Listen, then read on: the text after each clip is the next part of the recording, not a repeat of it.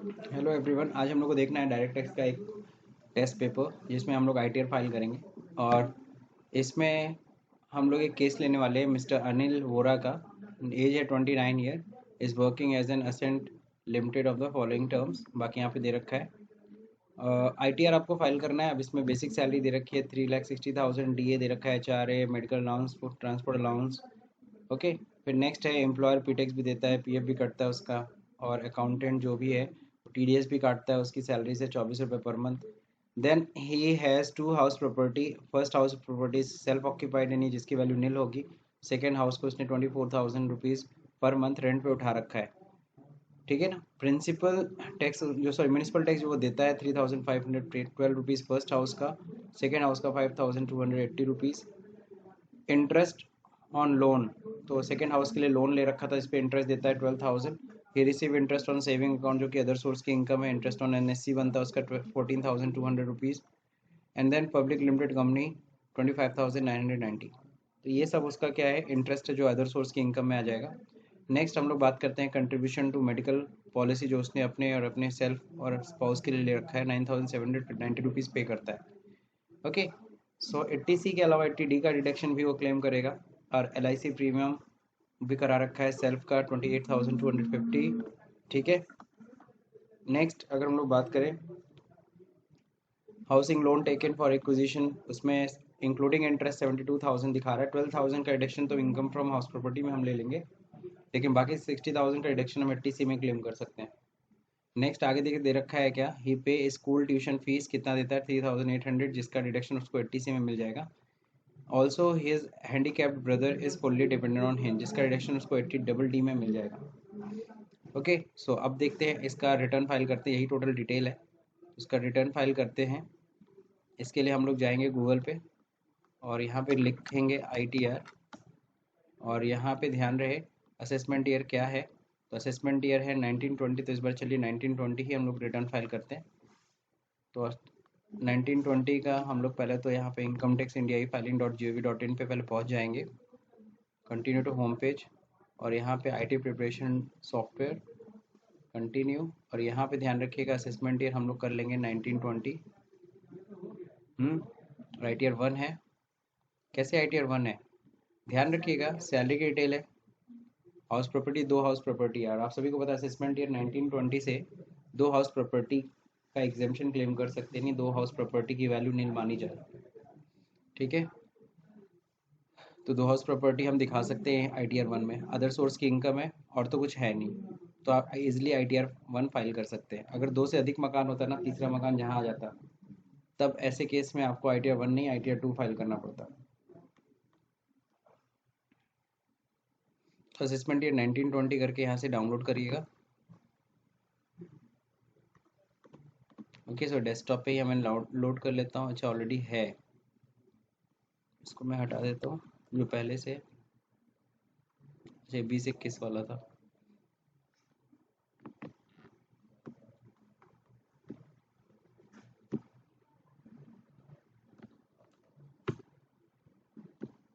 एक बार फिर से मैं डाउनलोड पे क्लिक कर देता हूँ। Okay save. ये ITR 1 19 वाला है। हो गया है, 2 MB की फाइल है। हो गया फटाक से। अब इसको क्या करिए, right click, extract. Same folder के नाम से हम लोग एक्सट्रैक्ट कर लेते हैं।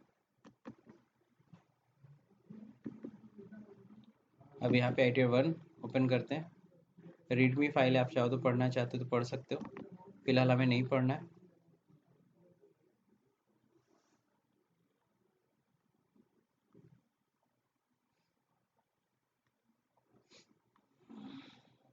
अब इसमें देखिए कंप्यूटेशन आपको करना पड़ेगा।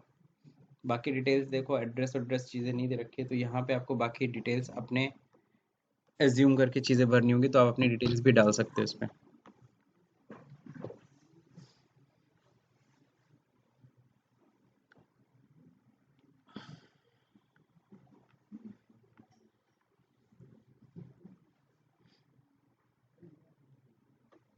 ओके ओपन हो गया। अब यहाँ पे इनेबल एडिटिंग कर लीजिए।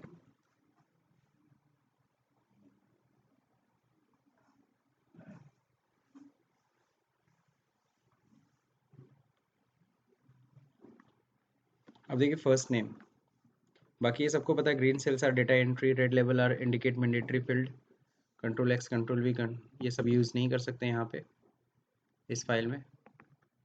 अब देखिए फर्स्ट नेम सबसे पहले पूछ रहा है। ओके, तो फर्स्ट नेम में क्या हो जाएगा? Okay, Anil Vora, mister Anil. ठीक है, लास्ट नेम में क्या हो जाएगा? ओके, वोरा। अब जो देखते हैं आगे, थोड़ा मैं जूम आउट कर लेता हूँ।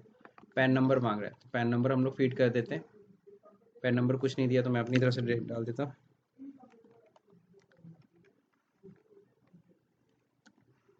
ओके, अब देखिए यहाँ पे आधार नंबर मांग रहा है, नॉट मैंडेटरी, तो जो मैंडेटरी फील्ड है वही भरते हैं वरना टाइम वेस्ट होगा हमारा। 1 2 3 नेम ऑफ प्रीमिसेस, सीधे डेट ऑफ बर्थ डाल देते हैं। अब आपका देखो 29 ईयर कर रखा है, तो 29 के ईयर के अकॉर्डिंगली तुम पीछे जा सकते हो। ठीक है,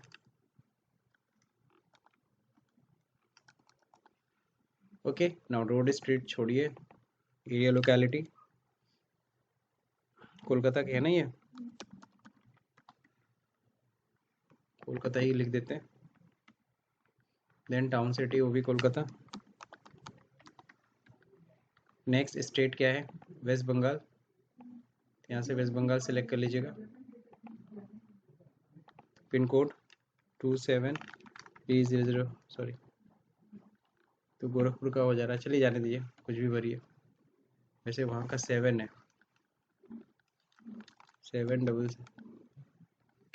ठीक है, ये पिन कोड डाल देते हैं। नेक्स्ट आगे क्या है? नेचर ऑफ एम्प्लॉयमेंट, तो गवर्नमेंट है कि क्या है? तो अदर्स है। क्यों? क्योंकि किस में काम कर रहे हैं?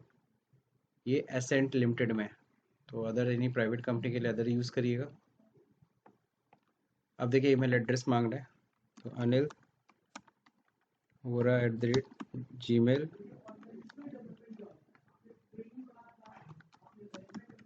@gmail.com मोबाइल नंबर यूज़ कर लेते हैं। ठीक है, नेक्स्ट है क्या? कब रिटर्न फाइल कर रहे हैं? ऑनर बिफोर ड्यू डेट, तो जाहिर सी बात है आज डेट है, वैसे सिस्टम का डेट देख लो ना, 21 चल रहा है, और हम लोग कब का फाइल कर रहे हैं असेसमेंट ईयर 1920 का, तो एक तरीके से क्या हो गया, ये बिलेटेड रिटर्न ही है।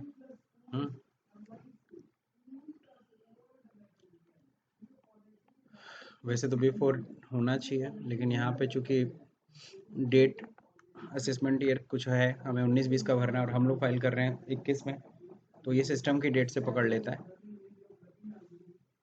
अब यहाँ पे सैलरी बतानी है, तो सैलरी देखिए बेसिक सैलरी कितनी है, डीए कितना है, तो इन सबको जोड़ लीजिए, यहीं पे इक्वल दबाइए सैलरी के सामने, 3,60,000 प्लस कर लीजिए। सॉरी, एक जीरो कम हो गया क्या? नहीं, सही तो है, 3,60,000 हो गया, प्लस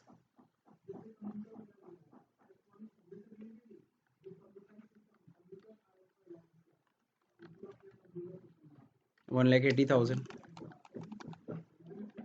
प्लस 1,08,000 प्लस 72,000 प्लस 42,000 हो गया 7,62,000। ध्यान रहे, मेडिकल अलाउंस फुल्ली टैक्सेबल होता है, एचआरए फुल्ली टैक्सेबल है, क्योंकि वो रेजिडेंस कोलकाता में, उसका घर भी कोलकाता में, कहीं कुछ दिया नहीं तो हम ये मानेंगे कि सेम सिटी में उसका घर है। तो अगर सेम सिटी में अगर घर है तो ऐसे में एचआरए का डिडक्शन नहीं मिलेगा। ट्रांसपोर्ट अलाउंस से ब्लाइंड के लिए ही एग्जेम्पशन रह गया है, बाकी सबके लिए फुल्ली टैक्सेबल हो चुका है, सो इसलिए फुल्ली टैक्सेबल था। अब हम लोग आगे बढ़ते हैं। अब अगर इसमें अगर आगे बढ़ेंगे तो वैल्यू ऑफ परक्यूजिट दे रखा है, वैल्यू ऑफ परक्यूजिट कुछ नहीं है, प्रॉफिट ऑफ सैलरी कुछ नहीं है, नेम ऑफ अलाउड कोई एग्जेम्प्ट इनकम है क्या? अलाउंसेस जो मिला इन्हें, एग्जेम्प्ट अलाउंसेस कुछ नहीं। नेट सैलरी आ गया, उसमें डिडक्शन भी मिल गया, 16 की आईए के तहत standard deduction 40,000। Okay, transport allowance का जो डिडक्शन पहले अलग से दिया था वही स्टैंडर्ड डिडक्शन में इंक्लूसिव है, समझ लीजिए। अब क्या, प्रोफेशनल टैक्स उनका पी टैक्स कटता है, पी टैक्स देखिए कितना कटता है, उनका पूरे साल भर में दिखा रहा है 2,400 रुपये पूरे साल भर में कटा है, तो 2,400 रुपीज़ पी टैक्स कट गया, तो अब इनकम और कम हो गई। Income chargeable under the head of salary 7,19,600। अब देखिए यहाँ पे हाउस प्रॉपर्टी की डेल, टाइप ऑफ हाउस प्रॉपर्टी, किस तरह का हाउस प्रॉपर्टी उनका है, ठीक है। तो हाउस प्रॉपर्टी का टाइप यहाँ पे सिलेक्ट कर लीजिए, सेल्फ ऑक्यूपाइड है कि लेट आउट है। तो उनके पास देखिए 2 मकान है। कितना मकान है?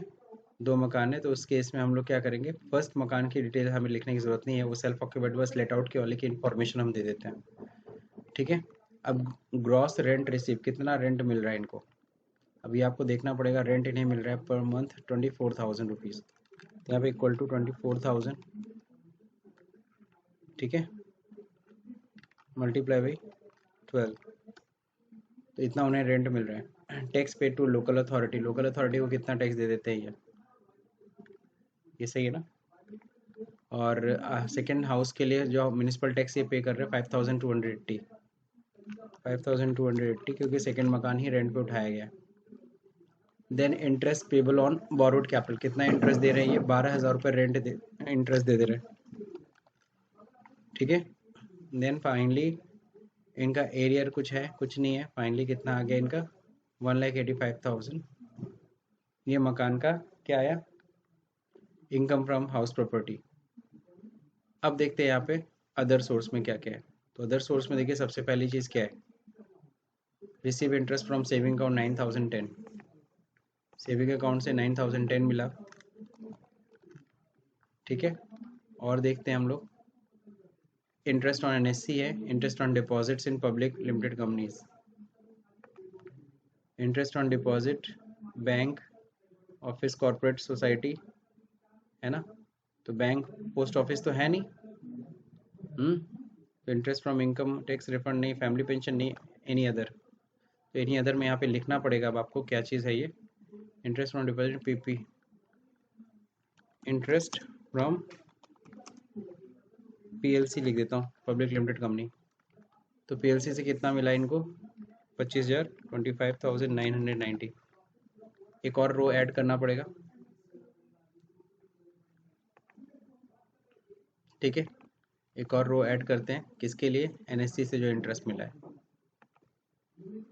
एनी अदर, नहीं दोनों साथ में नहीं, अलग अलग मेंशन कर दो। एनी अदर, यहाँ पे क्या, इंटरेस्ट फ्रॉम एनएससी। तो एनएससी से कितना इंटरेस्ट मिल रहा है, 14,200। तो यहाँ मेंशन कर दिए 14,200।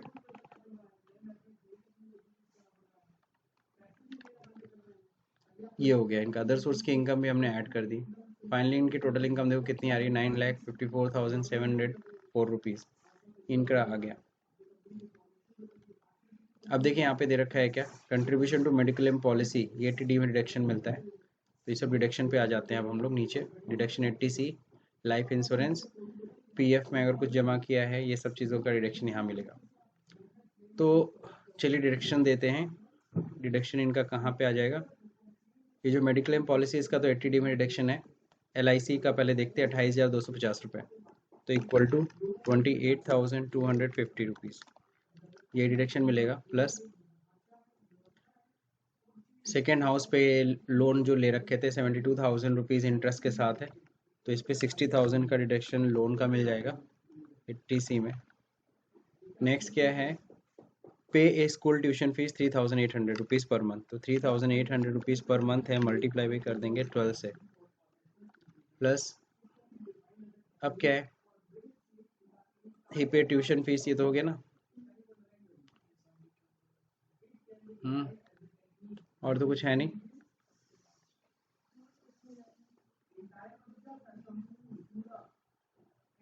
स्कूल हो गया, फीस हो गया, LIC हो गया, अब तो कुछ है नहीं।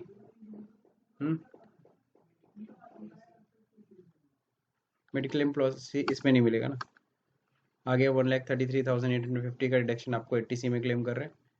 80CCC में कुछ नहीं होगा, 80D में नहीं, 80, अच्छा 80D यहाँ पे दे रखा है। हेल्थ इंश्योरेंस किसके लिए ले रखे हो, सेल्फ एंड फैमिली के लिए, self and family non senior citizen.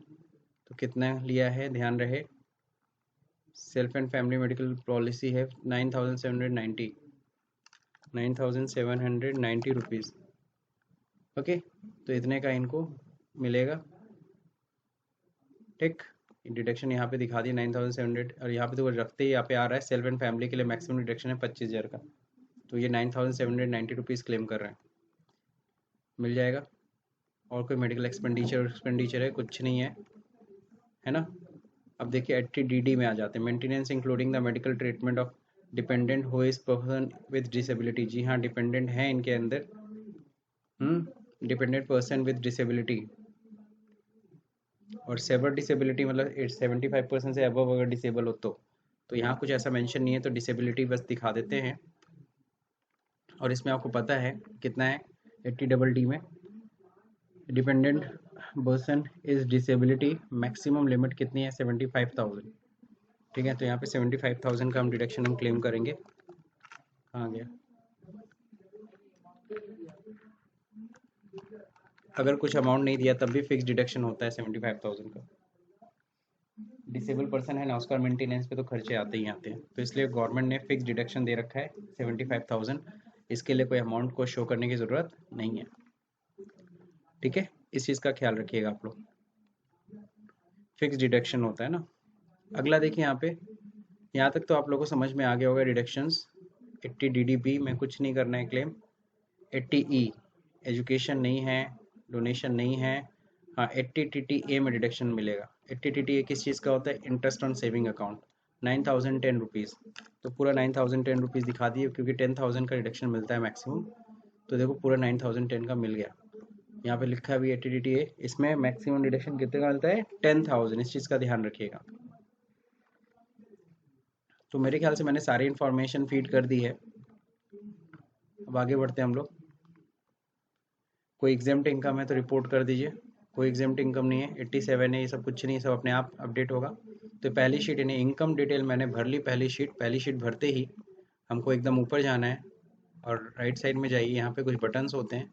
यहाँ पे सबसे पहला बटन होता है वैलिडेट, वैलिडेट कर लीजिए। कहता है शीट इनकम इज़ ओके, कहीं कोई इन्फॉर्मेशन मिसिंग नहीं है। अगर मिसिंग होता तो फटाक से बताता। मान लो यहाँ पे मैंने लास्ट नेम नहीं भरा होता है ना, और मैं वैलिडेट कराता, बता देता ये खुद ही कि लास्ट नेम जाके मैंडेटरी है, भर दो। तो मैं यहाँ पे भर देता।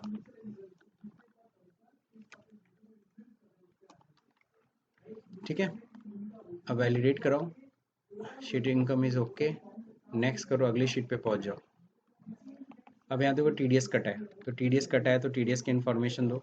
हर महीना इसकी सैलरी से कितना TDS कट रहा था, 2400 रुपये। तो टैन नंबर में पहले डाल दे रहा हूँ।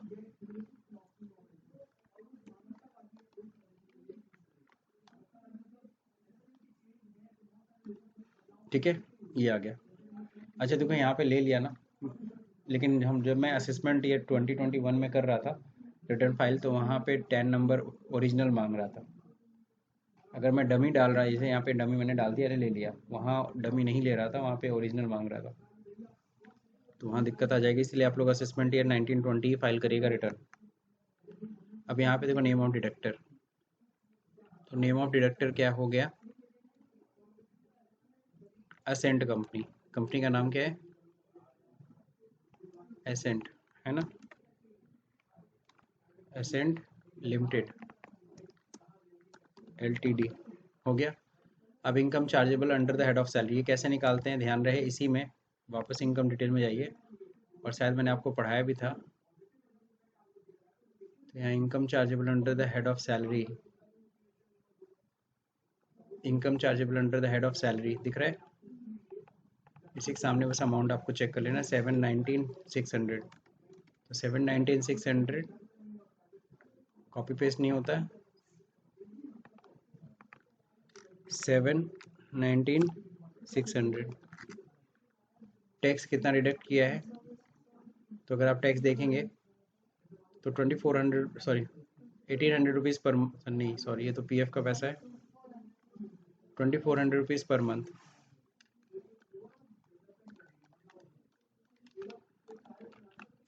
ओके, ये हो गया।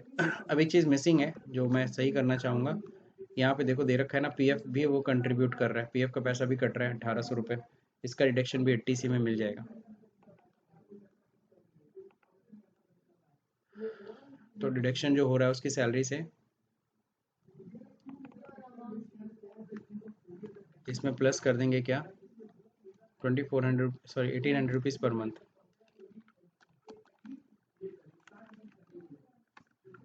ओके, 1,55,450 आ रहा है, लेकिन आपको पता है डिडक्शन 1,50,000 से ज़्यादा नहीं मिलेगा। ठीक है, तो यहाँ आपने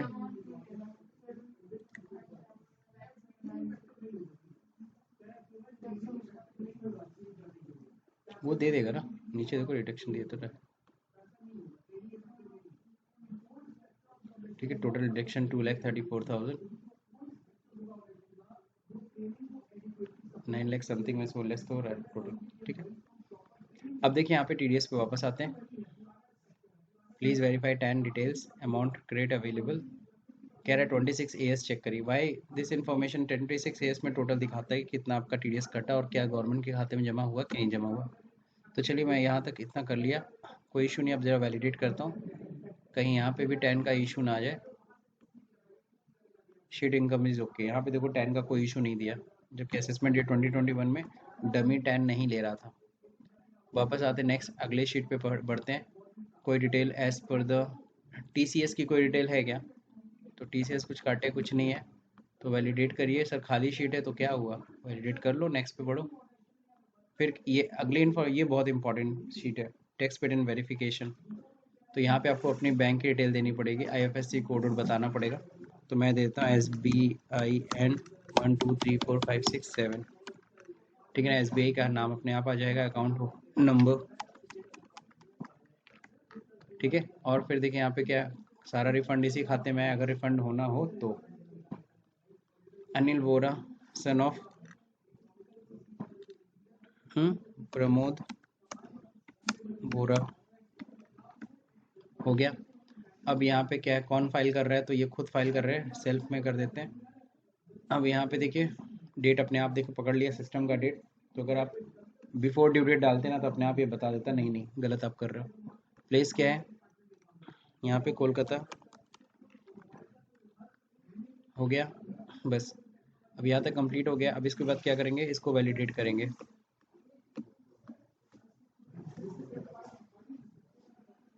tax patent verification sheet is okay, next पे क्लिक करिए। कह रहा है TG में कुछ डोनेशन वोनेशन है, हम कहते कुछ नहीं है, तो वैलिडेट करिए, नेक्स्ट बढ़िए। आगे कोई शीट है, हाँ है, एक 80GGA detail of donation scientific research and development पे अगर कुछ डोनेशन दियो, कुछ नहीं किया मैंने। अब सीधे आ जाइए यहाँ पे प्रीवियस पे, या फिर सीधे हम लोग आ जाते हैं यहाँ से, नहीं इनकम डिटेल पे वापस आ जाइए। अब इनकम डिटेल पे वापस आके सर क्या करना है, तो यहाँ पे आकर के हमें कैलकुलेट टैक्स पे क्लिक करना है।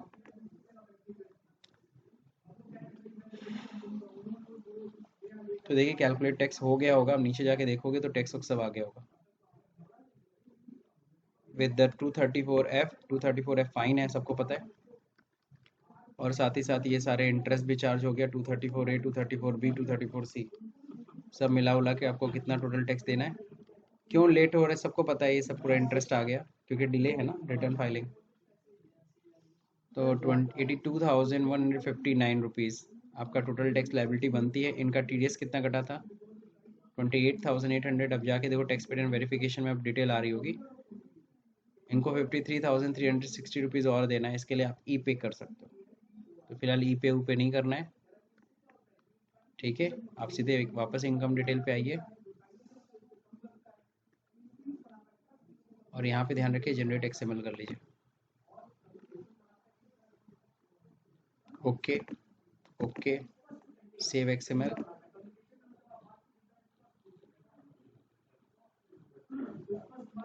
ओके, तो ये फाइल आके सेव हो गई। कई बार क्या होता है आपके टेस्ट में कहा जाता है ये ITR वाली फाइल भी आप कॉपी करके पेस्ट करो। कई बार होता है ना क्वेश्चन में कि भाई आपको क्या करना है, ये एक्सेल की फाइल भी सेव कर लेना है। तो एक्सेल की फाइल आप सेव करके इसको भी आप लोग रख सकते हो और एग्जामिनर को दिखा सकते हो, है ना। लेकिन नॉर्मली देखो मैं इसे नहीं सेव करता, नॉर्मली डोंट सेव मैंने किया। जो फाइल मैंने XML बनाई है वो XML फाइल देखो इसी फोल्डर में आ जाती है। जहाँ पे एक्सेल की फाइल थी ना, वहीं पे देखो आ गया XML फाइल। और इसकी देखो वेट देखो कितनी है, इसकी वेट है 10 KB, है ना। तो आसानी से ये चली जाएगी फाइल, कहीं कोई दिक्कत होगी नहीं। तो मेरे ख्याल से आप लोग ये समझ में आ गया ये वीडियो। अब एक और इम्पॉर्टेंट चीज़ मैं आपको बताऊंगा, टाइम मेरा ठीक कर एंट्री। अभी देखिए ये फाइल हमको कैसे लाना है, इसके लिए क्या करते हैं, ये मतलब मैं बताना क्या चाह रहा हूँ कि सामने वाला आपसे XML फाइल मांगता है, XML फाइल ही लेना ही चाहिए,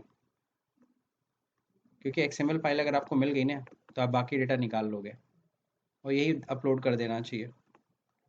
और अगर कोई मांग रहा है XML नहीं, हमको एक्सेल वाली फाइल चाहिए, तो दे दो।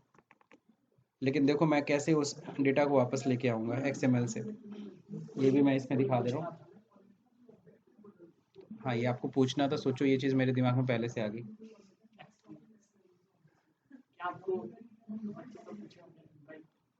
तो देखो यहाँ पे कुछ नहीं है ना, खाली है ना, मेरे को लेके आना, तो कैसे लेके आते हैं, ये इंपोर्ट फाइल होती है, ठीक है, बहुत सिंपल सी इंपोर्ट XML फाइल आती है। इसी फाइल को इंपोर्ट करके एग्जामिनर भी चेक कर सकता है। अगर फिर भी एग्जामिनर मांग रहा है, इसका मतलब एग्जामिनर खुद को नहीं पता है कहाँ से करेंगे। तो यहाँ देखिए नीचे आ गया, ITR वाली फाइल यहाँ पे, और यहाँ देखो XML वाली फाइल बस आ गई, इंपोर्ट मारते ही सारी डेटा फीड हो जाएगी। देखो ये दिख रहा है, interim from other source NSC, ये सब धीरे धीरे आ रहा है, डिडक्शन। तो सेम यही चीज़ होती है, हम इनकम टैक्स साइट को भी हम लोग यही ITR वाली फाइल, ये XML वाली फाइल भेजते हैं, और वो लोग इसे इंपोर्ट करके चेक कर लेते हैं कि क्या क्या डिटेल्स बंदे ने भरा है।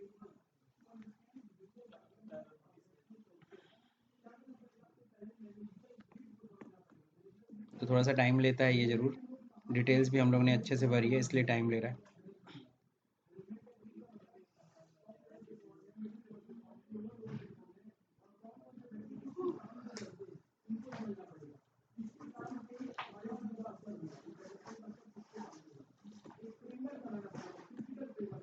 ओके, सो मेरे ख्याल से आप लोग को ये समझ में आ गया है पूरा, कहीं कोई दिक्कत होगी नहीं। तो अनिल वोरा, इसके लिए 40 मार्क्स हैं, करीबन 50 मिनट का समय आपको मिलता है, तो 50 मिनट में आप इसको ईजिली सॉल्व कर सकते हो, ठीक है, उसके अंदर भी सॉल्व कर सकते हो। बाकी आपकी स्पीड के ऊपर भी डिपेंड करता है कि कैसी चीज़ों को आप समझ रहे हो, कितना क्विकली आप उसे फीड करते चले जा रहे हो, ठीक है। देखते हैं एक्सेल की फाइल अभी डाउन हो गया कि नहीं हो गया, हो गया। फिल TDS ऑन सैलरी, ठीक है, सब कुछ फिल हो गया। अब आप देखो जो आपने फिल किया था वो सारी इन्फॉर्मेशन यहाँ पे आ गई। तो एग्जामिनर चाहे तो ऐसे भी चेक कर सकता है, और XML की फाइल बहुत ही ईजिली आ जाती है, कोई दिक्कत नहीं होती। यही सब हमने डिटेल भरी थी, टैक्स पेरेंट वेरिफिकेशन, सब डिटेल हमने भरी हुई थी, ये सब चीज़ें देखिए फटाक से मिल गया। सो अगर ये वीडियो अगर पसंद आई है आपको, तो इस वीडियो को लाइक करिए, शेयर करिए, सब्सक्राइब का बटन दबाना भूल जाइए। Thank you for watching this video.